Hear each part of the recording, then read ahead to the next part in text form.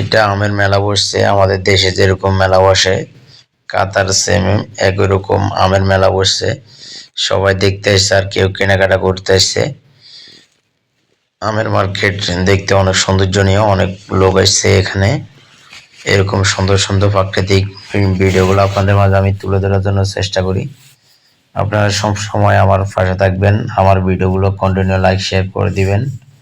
আর আপনি যদি আমার ইউটিউব চ্যানেলে নতুন হয়ে থাকেন অবশ্যই ইউটিউব চ্যানেলটা সাবস্ক্রাইব করে দিবেন, যাতে পরবর্তী ভিডিওগুলো আপনাদের কাছে পৌঁছাইতে পারে।